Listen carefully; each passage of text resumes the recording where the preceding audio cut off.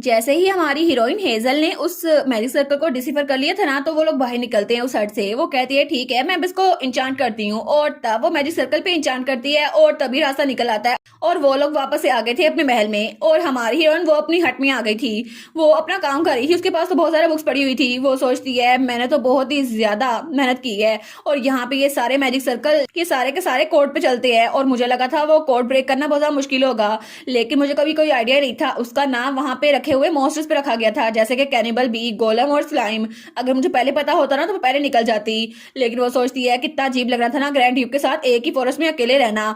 तो तब वो कहती है ठीक है अब मुझे डिस्ट्रैक्ट नहीं होना चाहिए, मुझे जरा मॉन्स्टर पे स्टडी भी करनी है। और अच्छा हुआ ना मुझे ये बुक्स मिल गई। और तब वो बुक्स खोल के देख रही थी। वो सोचती है मुझे उनके बारे में पता करना चाहिए, और वहां पे उसको कैनिबल बी के बारे में पता भी चल जाता है। वो कहती है देखा मुझे ये मिल गया। लेकिन जब वो पढ़ती है उसकी आंखें पूरी की पूरी बाहर आ गई थी। तो वो कहती है क्या इसमें लिखा है कि एक नॉर्मल इंसान वो इंस्टेंटली मर सकता है अगर उसको पिंकी फिंगर के साइज का भी स्टिंग लग जाए तो। लेकिन कितना अजीब है ना, ग्रैंड ड्यूक को तो एक दिन के लिए बुखार हुआ था, उसके बाद वो बिल्कुल ठीक हो गए थे, और तब उसने तो उनसे सारा सामान भी पकड़ लिया था। तो वो कहता है मुझे अपना बैग दे दो। वो कहती है नहीं पेशेंट को रेस्ट करने की जरूरत है। तो वो सोचती है ऐसा लगता है उनका स्टैमिना बाकी लोगों से ज्यादा अच्छा है। तो तब वहां पे लिखा था जिनके पास माना होता है उनके पास मोस्टर वेनम की इम्यूनिटी होती है, और जिनके पास होली पावर होती है ना वो वेनम को न्यूट्रलाइज कर सकते हैं। तो हमारी सोचती है क्या होली पावर, वो सोचती है क्या सच में एलियोट के पास होली पावर है। लेकिन तब वो कहती है नहीं ऐसा नहीं हो सकता। अगर ऐसा होता तो जब उस गोलम ने हम पे हमला किया था तो वो अपनी स्वॉर्ड क्यों निकालता, वो तो होली पावर से उसको हरा सकता था ना।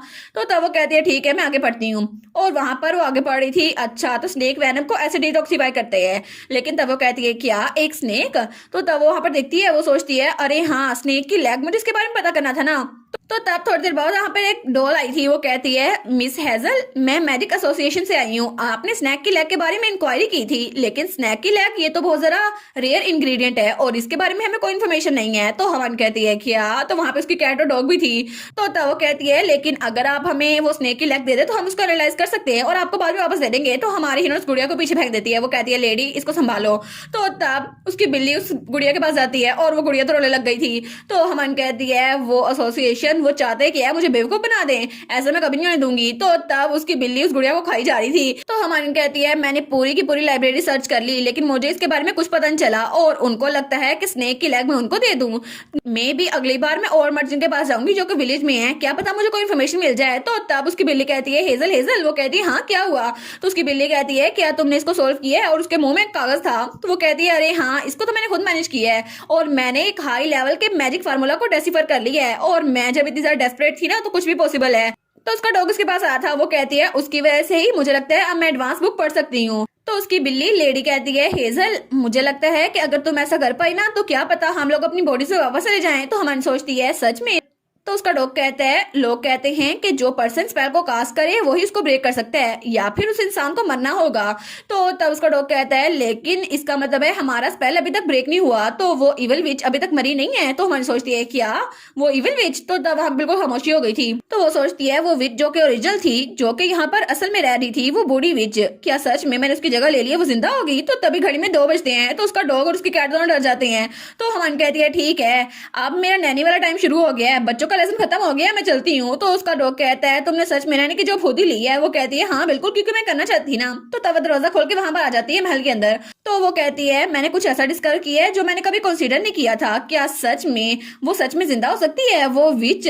लेकिन तभी बाहर से एक मेंढक उसको छुप कर देख रहा था, और तब दूसरी तरफ हमें महल का सीन दिखा रहता है जब कोई कहता है तुम सच में ग्रैंड डची को क्राइसिस में लाने के लिए फेल हो गए और तुम्हारे पास जो एविडेंस था वो भी उनके हाथ लग गया है। तो वहां पर एक मेज था। वो कहता है मुझे माफ कीजिएगा सर, अगर आप हमें और टाइम दे रहे थे तो तब एम्पर कहता है तुम तो उस एरिया को भी क्लीन ही कर सके और तुम चाहते हो कि मैं तुम्हें और टाइम दूं, दफा हो जो मेरी नजर से। और उसके बाद वहां चला गया था।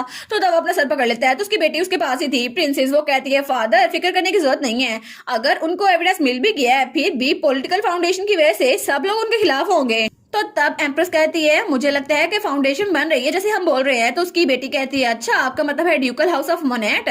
तो वो कहता है अच्छा वो मोनेट फैमिली, उसने मुझसे कहा कि वार में उसकी वजह से हमको कामयाबी मिली है, लेकिन उसने क्लेम किया कि हम उसको प्रॉपर्ली ट्रीट नहीं कर रहे, उसको रिवार्ड नहीं दिया और इस वजह से वो हमारे खिलाफ हो गया है।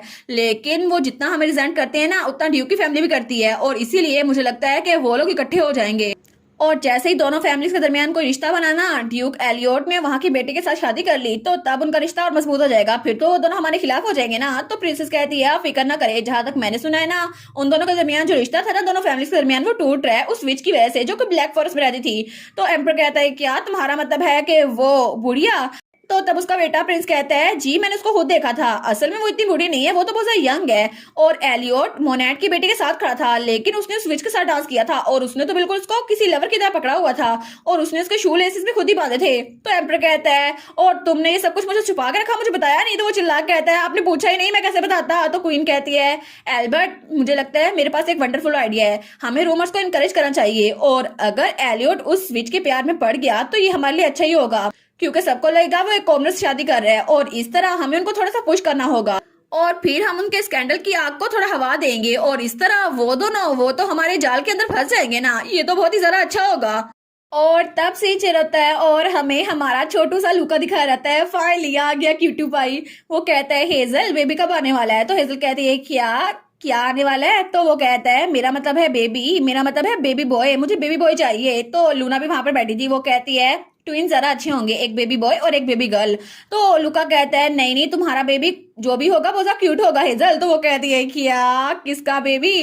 तो लुका बड़ा मासूम बन के कहता है तुम्हारा और बड़े भाई का बेबी है ना। तो हमारी हीरोइन तो बहुत ज्यादा परेशान हो गई थी, वो कहती है क्या क्या कह रहे हो? तो तब लूना कहती है मेट्स तुम्हारे बारे में बात करी थी कि तुम और बड़े भाई इकट्ठे फॉरेस्ट में रहे थे इसीलिए। वो कहती है क्या? तो लुका कहता है तुमने खुद ही कहा था जब एक ग्रोन अप मैन और वुमेन इकट्ठे एक बेड में सोते हैं ना हाथ पकड़ के तो उनका बेबी होता है। वो कहती है बिल्कुल नहीं ऐसा कुछ नहीं होने वाला। वो तो बहुत ज्यादा ब्लश कर रही थी। वो कहती है हम लोग इकट्ठे एक बेड में नहीं सोए थे, हम लोग बहुत ज्यादा दूर बहुत बहुत दूर सोए थे, स्लीपिंग बैग्स में अलग अलग सोए थे। तो लुका कहता है अच्छा तो बेबी नहीं आने वाला? वो कहती है नहीं नहीं ऐसा कुछ भी नहीं होने वाला और ऐसा कुछ होने नहीं वाला। वो सोचती है एक मिनट, जब मैं वापस आई थी ना तो हर कोई मेरी तरफ ऐसे देख रहा था जैसे मैं बहुत ज्यादा फनी दिख रही हूँ, लेकिन मैंने उनसे कहा था तुम लोग को फिक्र करने की जरूरत नहीं है, ग्रैंड ड्यूक ने कहा था इसको सीक्रेट रखना है और फिक्र करने की कोई जरूरत नहीं है, तुम लोग को पता है ना। और हिज एक्सलेंसी वो बिल्कुल ठीक है और मुझे लगता है कि मैंने उनके लिए काम आसान कर दिया है। तो वो सोचती है ओ नो उन्होंने मेरी बात का ये मतलब निकाला था, लगता है कि रूमर्स बहुत ज्यादा फैल रही हैं। वो तो रोने वाली हो गई थी। वो सोचती है मुझे लगा था शायद वो इसलिए पूछ रही है क्योंकि कुछ डेंजरस हुआ होगा जैसे कोई मॉन्स्टर, लेकिन उनको ये लगता है कि हम दोनों के दरमियान कुछ चल रहा है। और वो कहती है मेरा तो दिल कर रहा है एक माइक लूं और सबको चिल्ला कहूं ऐसा कुछ भी नहीं है हमारे दरमियान, लेकिन ये काम नहीं करेगा ना, है ना। तो तब लूना और लुका वहां पे बैठे हुए थे। वो सोचती है पता नहीं ग्रैंड ड्यूक ने इस रूमर्स को सुना होगा या फिर नहीं। तो लुका कहता है क्या वो तो बड़े भाई है ना? वो कहती है क्या? तो तब ऊपर की तरफ इशारा करता है और कितना क्यूटू भाई था ना हमारा लुका। और तब हमारी हेजल वहां पर देखती है तो वहां पे ड्यूक एलियट खड़ा हुआ था, लेकिन तब उसको देखता है और थोड़ी देर बाद वो पलट जाता है। तो हमारी हीरोइन सोचती है क्या वो पलट गया? तो लुका कहता है भाई ने हमारी तरफ हाथ क्यों नहीं हिलाया? तो वो कहती है शायद उन्होंने हमें देखा नहीं था। तो वो सोचती है लेकिन मैं प्रीटी श्योर हूँ हमने आई कॉन्टेक्ट तो किया था ना। तो तब उसे याद है जब वहां पर उस फॉरेस्ट में ड्यूक ने कहा था आखिर तुमने मुझ पर किस तरह का लव पोशन यूज किया है हेजल और मैं सच में जानता तुम कौन हो। तो हमारी हीरोइन सोचती है एक मिनट कहीं इसका ये मतलब तो नहीं वो मुझ पर नजर रख रहा है, इसका ये मतलब है कि वो अभी तक मुझ पर ट्रस्ट नहीं करता। और तब वो थोड़ी सी उदास हो गई थी। वो सोचती है इस बात ने तो मुझे बहुत ज्यादा हर्ट किया है। और दूसरी तरफ ड्यूक अपने ऑफिस में आ गया था तो तब वहां पर कोई कहता है आपको विच को फायर करना होगा और वहां पे उसका दोस्त खड़ा था डैनियल। तो वो कहता है स्कैंडल को फैलने देना चाहिए, आपको पता है ना, और अगर ऐसा हुआ तो न्यू ग्रैंड डचीज के लिए बहुत ज्यादा मसला बन जाएगा, अगर ऐसा ही हुआ तो आपको उस विच को अभी डिसमिस करना चाहिए। तो ड्यूक कहता है बिल्कुल नहीं, और ये बात उसके सर पे बहुत जरा लगती है। तो वो कहता है लेकिन क्यों यंग लेडी और यंग मास्टर अब बिल्कुल भी उनको कोई मसला नहीं हो रहा। तो ड्यूक कहता है लेकिन तुम्हारा कहने का मतलब है अगर वो वापस से टेंटम दिखाना शुरू हो गए और मैं अगर उसको फायर कर दूंगा वो फिर से मुझे अपना गार्डियन मानने से मना कर देंगे, तुम यही चाहते हो? लेकिन मेरी बहन भाई आप मुझे अपना गार्डियन मानना शुरू हुए हो, तुम्हें सच में लगता है वो मुझसे नफरत नहीं करेंगे और तुम चाहते हो कि मैं अपनी फैमिली को ऐसे झोंक दूं? वो कहता है लेकिन ग्रैंड ड्यूकल फैमिली स्टेक पर है। तो ड्यूक कहता है नहीं मुझे अपनी फैमिली के प्रेजेंट पे ज्यादा फोकस करना चाहिए। तो डैनियल कहता है मैं एक दोस्त की तरह पूछ रहा हूँ कहीं आपको सच में उस लड़की के बारे में कुछ लगता तो नहीं है, आप उसके बारे में सीरियस तो नहीं है? लेकिन तभी दरवाजे पे दस्तक होती है। तो ड्यूक कहता है ठीक है अंदर आ जाओ। तो दरवाजा खुलता है और हमारी हेजल वहां से आती है। वो कहती है योर ग्रेस आप बिजी तो नहीं है? लेकिन उसको देखकर हमारा ड्यूक एलियट वो ब्लश करने लग जाता है। वो कहता है नहीं क्या बात है, और उसके पास तो बहुत सारे डॉक्यूमेंट पड़े हुए थे लेकिन वो हमारी हीरोइन के लिए झूठ बोल रहा था। वो कहती है मुझे ये मिला था और मैंने बटलर को मेंशन किया था लेकिन उन्होंने कहा था आपके साथ कंसल्ट करूंगी योर ग्रेस। तो डैनियल कहता है ये तो हाउस ऑफ बैरन हॉबर्ट की सील है ना? वो कहती है हाँ फिर? तो वो कहता है अच्छा, लेकिन वो एक नैनी को लेटर क्यों भेज रहे हैं? तो हमारी हीरोइन कहती है ये एक लेटर नहीं है, इनविटेशन है, एक स्प्रिंग बार्गन इनविटेशन। तो वो दोनों कहते हैं क्या? तो डेल कहता है क्या एक नैनी को भी इनविटेशन मिला है? तो ड्यूक वो स्माइल करता है, तो वो कहती है क्या कोई मसला है? वो कहता है नहीं, ये वाला इनविटेशन ये तो ड्यूक को भी मिला है। वो कहती है अब मैं क्या करूं, उन्होंने मुझे क्यों भेजा? तो तब ड्यूक स्माइल कर रहा था। तो डेल कहता है बिल्कुल नहीं, मुझे लगता है बैरन हॉबर्ट की फैमिली वो एम्पर के फ्रैक्शन के साथ मिली हुई है और इसका यही मतलब है कि वो तुम दोनों को। तो ड्यूक कहता है डेनियल बस बहुत हो गया, ये सब कुछ कहने की जरूरत नहीं है। तो डेनियल कहता है लेकिन मिस हेजल को भी पता होना चाहिए ना, आखिर स्कैंडल में दूसरी पार्टी वही है। तो हमारी हीरोइन कहती है क्या आपका मतलब है वो स्कैंडल? तो डेनियल कहता है तुम्हारा मतलब है तुम्हें इस बारे में पता है? तो हमारा एलियट कहता है लेकिन तुमने इस बारे में कैसे सुना हेजल? तो वो कहती है बिल्कुल नहीं, मैंने बताने वाली, चुगली करना बुरी बात है। तो वो कहता है तुम कितनी जिद्दी हो ना। तो हेजल कहती है लेकिन फिर भी बैरन हॉबर्ट पता नहीं मुझे क्यों लेटर लिखेंगे और वो हम दोनों को इकट्ठे क्यों ना चाहते हैं? तो डेनियल कहता है सिर्फ इसलिए ताकि तुम दोनों का स्कैंडल वो अपनी आंखों से देख सके और ये आपने खुद प्लॉट किया है। वो कहती है एम्पर ने, लेकिन क्यों? और वो तो बड़ी क्यूरियस हो रही थी। वो कहता है इसलिए क्योंकि वो तुम दोनों का स्कैंडल फैलाना चाहते हैं। और हमारा ड्यूक एलियट वो सोचता है इसका क्यूरियस फेस कितना ज्यादा क्यूट है ना। तो तब डेनियल कहता है वो चाहते हैं कि ड्यूक की रेपुटेशन को खराब कर दें क्योंकि तुम उनके साथ होगी एक कॉमनर और इस तरह उनके मैरिज कैंडिडेट की अपील पे भी फर्क पड़ेगा। तो हमारी उन कहती है क्या? तो डेनियल कहता है और इसकी वजह से पूरे एम्पायर में तुम दोनों के अफेयर के बारे में नेगेटिव इफेक्ट फैल जाएंगे। तो हमन कहती है क्या? उसको तो सोच के कुछ हो रहा था। वो कहती है हम दोनों का अफेयर, लेकिन ऐसा कैसे हो सकता है? और इसी के साथ ये वाला पार्ट यहीं पर ख़त्म। तो आप लोग बताइएगा आप लोग को ये पार्ट कैसा लगा और वीडियो को लाइक और चैनल को सब्सक्राइब लाजमी कीजिएगा। बाकी वीडियोस का लिंक भी स्क्रीन पर नज़र आ रहा होगा तो काइंडली उनको भी चेकआउट कर ले। और thank you so much for watching my videos. Stay safe, bye bye.